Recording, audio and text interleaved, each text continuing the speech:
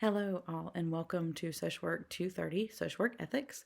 My name is Casey Wright, and I will be your instructor for this Term 3 course online for the summer of 2023. And just want to take a minute to introduce myself and show you the textbook and just kind of go over some basic ground rules as far as best way to contact me and that kind of thing. So, just a little bit of background about myself. I actually finished my Bachelor's of Social Work at Limestone in 2014. So I've been in the field practicing, getting close to 10 years now. And for the first 3 years out of undergrad with my bachelor's, I worked for a nonprofit organization working with victims of domestic violence and sexual assault and doing court advocacy work and helping file for orders of protection and finding emergency shelter, those types of things. And then in that period of those 3 years, in between my undergrad and graduate degrees, is when I went back to obtain my master's in social work from Winthrop University in 2017. And since obtaining that, I've solely been in the medical field working as a LMSW for a hospital system and doing inpatient case management. And that has to do with any needs or barriers that patients face in order to be able to transition home or to the next level of care successfully. And so a lot of needs assessments. And in both areas of practice, ethics have been played a huge part in the work and the decisions that I've made on the job.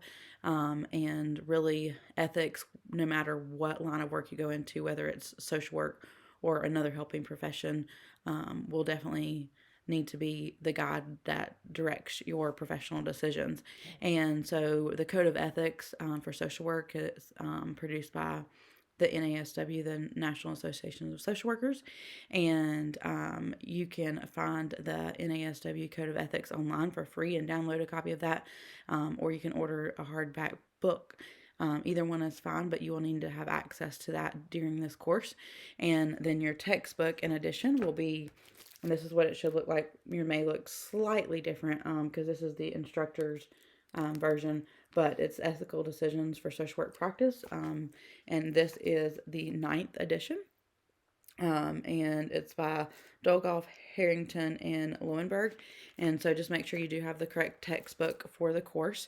If you choose to do the e-text, that is totally up to you, but I will just put a disclaimer that in previous semesters with other courses, I've had issues that have ran the course of the entire 8 weeks online, trying to get online textbook issues resolved. So I am all for recommending actually purchasing a hardback copy or renting it, whatever you choose to do, just to avoid some of those delays in being able to access the content of the textbook, because you will need that to complete weekly assignments. You'll see in Canvas, you'll be able to view each unit at a time, and it will outline that week's coursework for you and give you the chapters that you need to be looking at. And then you'll have different activities, exercises, discussion boards, examples of ethical dilemmas and things that you'll have to answer week to week. As far as your participation and grades go, that will all contribute towards that. Just make sure you pay attention to due dates, because as a general rule, late work is not accepted, especially in an online course where things have to move so quickly because we only have 8 weeks. We don't have a lot of time to go back and make up work. So please pay attention to those due dates.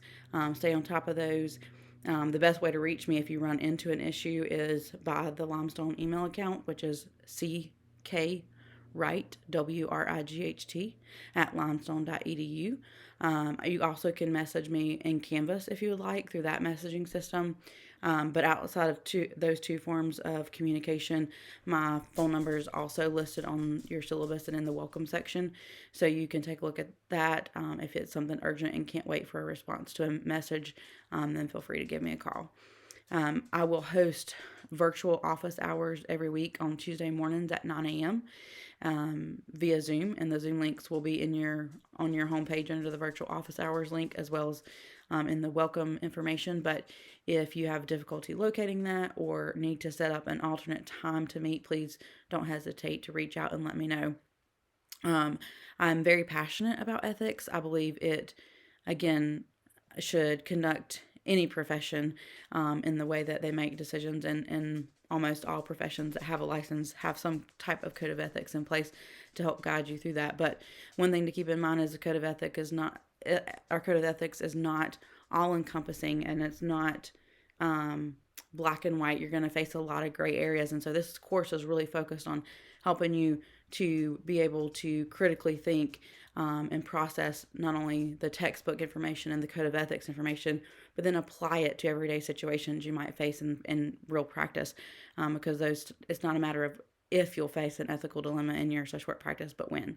And so the hope that this class leaves you feeling prepared to address those ethical considerations that you'll have to take in place when you enter the inner field or into your professional career. And I look forward to getting to know each of you a little bit more throughout this course. Don't hesitate to reach out with any questions or concerns. Told you a little bit about my professional background, but also I'm a single foster mom. I love contributing back to our social justice system in that way, and helping support and advocate for those kids in foster care. And also volunteer some of my services for a private adoption agency and working with birth moms who choose adoption for their children.